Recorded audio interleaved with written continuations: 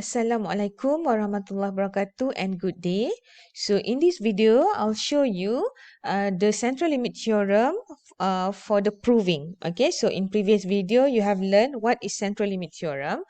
Here we will prove. Okay, by theorem 7.5, okay, let y(n), y1, y2, y3 be a random variable with moment generating function. Okay, you learn that with mt and m1t, m2t, mt3. If limit n goes to infinity, your m and t will go to mt. Okay, you can see here, this is n. That means you have m1, m2, m3 until n. Okay, and then this n goes to infinity, it become mt. Okay, for all real t. Then the distribution function of yn converge to the distribution function of y as n goes to infinity. Alright, so you can see that we have the big one is y, okay, but we have y1, y2, y3, y4, and y6. Okay, by using the moment generating function, you have mt, which is for y, m1, m2, m3, that one is for y1, y2, y3. Okay, when the limit or when the n goes to infinity, this m and t, okay, m1, m2, m3 until mn can approximately or can converge to mt. Okay, so now we prove the theorem 7.4. So if you remember in theorem 7.4 is central limit theorem, you have un and then equal with square root n times y bar minus mu over sigma. So you know that what is y bar? Y bar is summation yi over n. So you just substitute back here. Alright. Then you rearrange here. You can have 1 over square root n. And this one actually is what? Summation of zi. What is zi? Zi is y minus mu over sigma. Alright. So it's become summation because you have many of these. Okay. Where's your I from 1 until n. And then, because the random variable yi's are independent and identically distributed, okay, which is zi, I from 1 until n are independent and identically distributed with expected mean zi is equal to 0 and variance, expected variance zi is equal with 1. So if you remember here, 0 and 1 is actually a standard normal here, isn't it? This is a standard normal. All right. Then, okay, since the moment generating function of the sum of independent random variable is the product of their individual moment generating function, so you will have this one.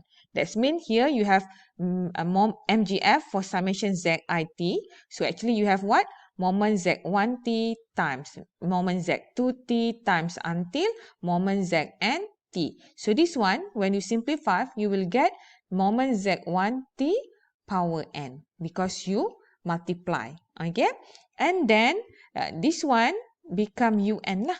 Alright, right, this is first you have un, so this one when you simplify and then you rearrange, you get this one, so it become moment unt become moment summation zi, whereas t divided by square root n. Why divide by square root n?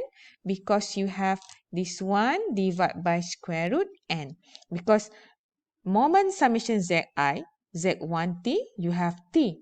Okay, but here, when you have moment summation zi, which is for un, you will have divided by square root n. So when you substitute here, okay, for this one, instead of t, you have t over square root n, this one power n.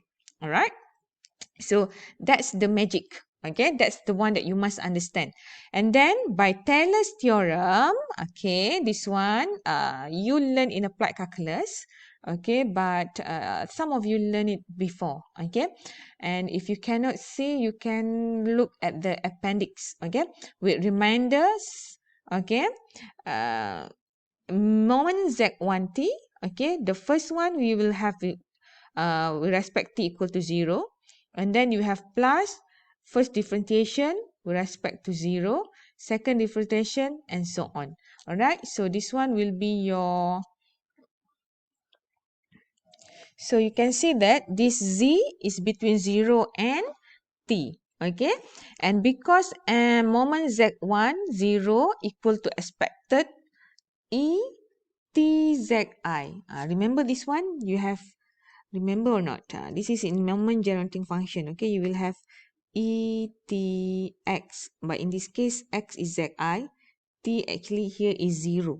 So that's why exponent 0 zi will give you exponent 1. Okay, so the expected 1. So this one, when you find, you get 1. Okay, but when you differentiate the first time, z 1, t equal with 0.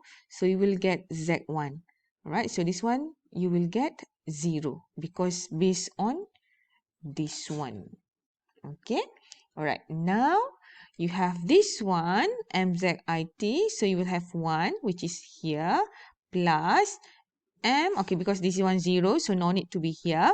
So here will be mu moment second differentiation zi, you will get z over 2 t square. Okay, from here, and then your z is between 0 and t. Okay, this is by using Taylor's theorem. Okay, you need to recall it back or you look back at the calculus. Okay, so therefore, your moment for un, okay, the random variable un, t, you will have 1 plus this one, and then you have t over square root n. Okay, because you not only have t, normal t, you have t over square root n power 2, all is power n. Then you simplify this one, you will get this one. So now instead of t, you will get t over square root n. Okay, so notice that as n goes to infinity, this one, as n goes to infinity, this zn will approximately to 0. Okay, and then the second differentiation of zi for this one will go like this, and then this one will give you t squared over 2. Okay, because expected mean for z square is equal with expected variance z1, which is equal with 1. Okay, and then recall, okay, when you have limit bn and then this n goes to infinity, you will get b. Then this one, you can do this as well. When you have 1 plus bn over n power n, when n goes to infinity, it become exponent power b. This one actually from your previous knowledge. Okay, previous knowledge. Okay, sometimes you need to remember this one lah.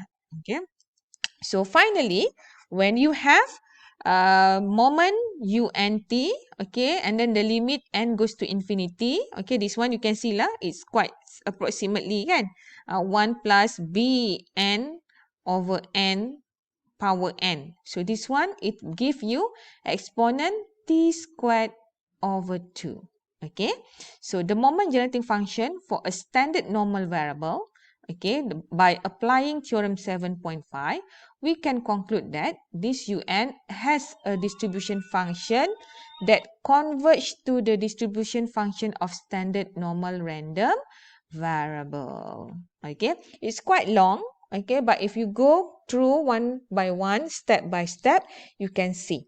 Okay, but important here, you must remember, okay, from the theorem ni, you have y, and then you have y1, y2, y3, yn. So this y, if n goes to infinity, it will approximately to y. Okay, the moment generating function is similar like that as well. Alright, so the proof is very important. Okay, you must know the sequence though, the step and everything. All right, okay, so I think that's all for the proving of the central limit theorem. Okay, but you can see that here is a previous knowledge that you must remember, and then here also is the previous knowledge that you must remember. But you can see lah, some of the theorem or the one that we use for this proving has been we apply from previous video. Okay, previous video. Okay, all right, so I think that's all, but I want you to try your own first again, step by step ni, then look, do you understand or not? If you have a problem, so you can ask me. All right, so I think that's all for today, for this video. Thank you, class.